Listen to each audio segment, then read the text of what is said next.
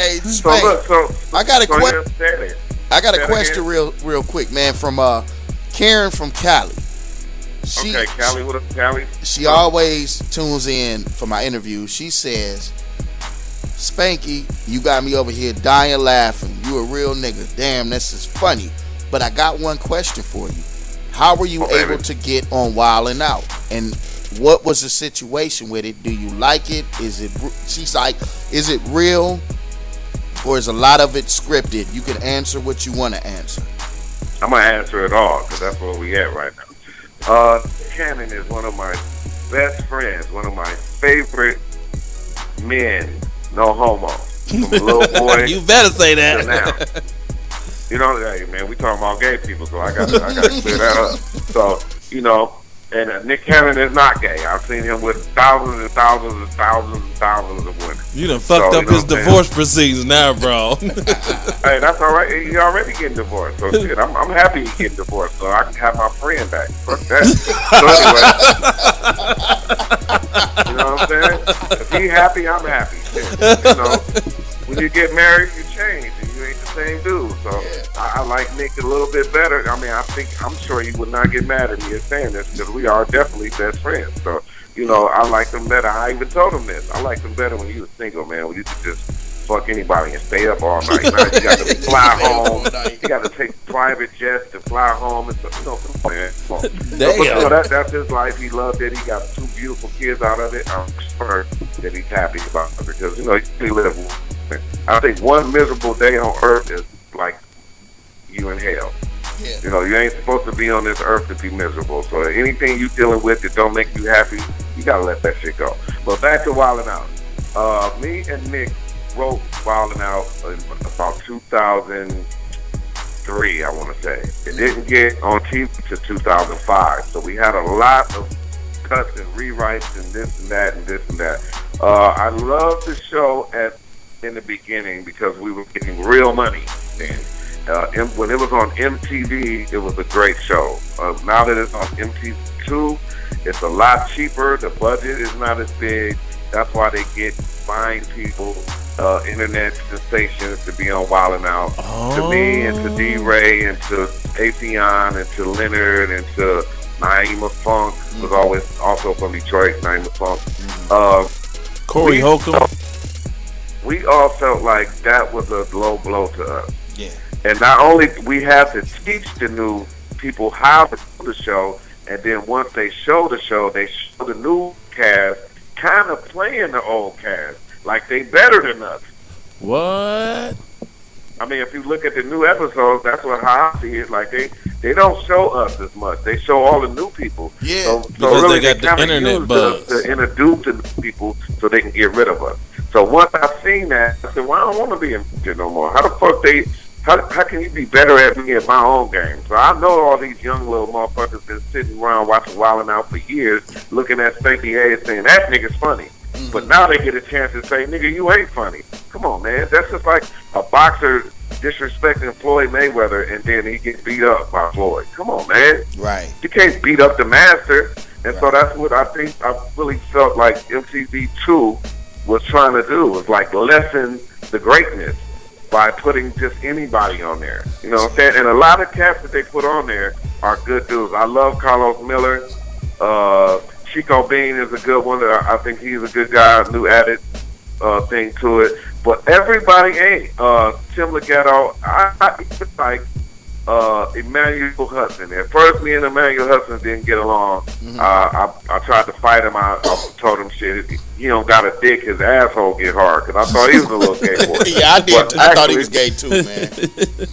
But actually, Emmanuel Hudson is my man. He's a cool little nigga, and I fuck with him. I got some movies that I'm doing pretty soon that I'm using a lot of those new cats for. Mm-hmm. So, but to answer the question, Wildin Out was fun when it was fun. A lot of it is real, but sometimes you have to write in things because, like, say, I'll give you a scenario like Common. Now, this is an old show. You might not even remember when Common was on there. Mm-hmm. But I'm just trying to give you, just answer the question. But I remember when Common was on Wildin Out, and he found it offensive to talk about anybody. Like, we would write him jokes, and he would say this about D-Ray. And he's like, no, I know that brother, man. That's a cool brother. You know, he a down to earth brother. I don't want to say that, and we'll write him another joke. Say this about her. No, I can't talk about the sister like that. You know That's so, you know, so a lot of people, you know, they don't play the game well. Not to say that's not a shot at Common in no way. Yeah. You know, shout out to Common for doing the show. But I'm just trying to give you a scenario. You know, like, you know, some people, you have to write certain things for them because they don't watch the show, you know what I'm saying, they just doing it because their new single is out, or either they love the show and they know exactly what to do. So in those cases, we don't have to write people so much material. And any material that we write is mostly for the star, the guest star. Okay, now, my next question is, who was the coolest star that you met on there? With all everybody, who was the coolest one? I don't know. I think I'm gonna tell you what's cool, and then I guess I can answer that.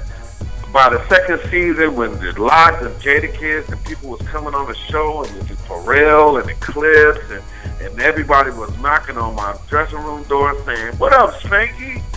To people that I'm listening to every day, Lil Wayne, Mac Main, everybody coming up to my dressing room door saying, "Nigga, you the realest on this show right here, bro." Like, damn, I didn't even want to do this show unless you was on it.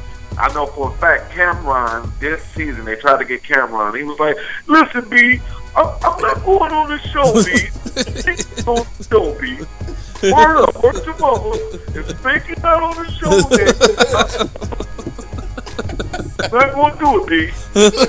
So, you know what I'm saying? I got love. That's what I thought was cool, how people that I've idolized and listened to forever knew who I was. Yeah. So that was great. But I think the most shocking, the funniest person on the show, I would have to get at the Snoop Dogg. Snoop Dogg came and wrecked the whole team. He killed us. But the most surprising funny was Big Boy from Outkast.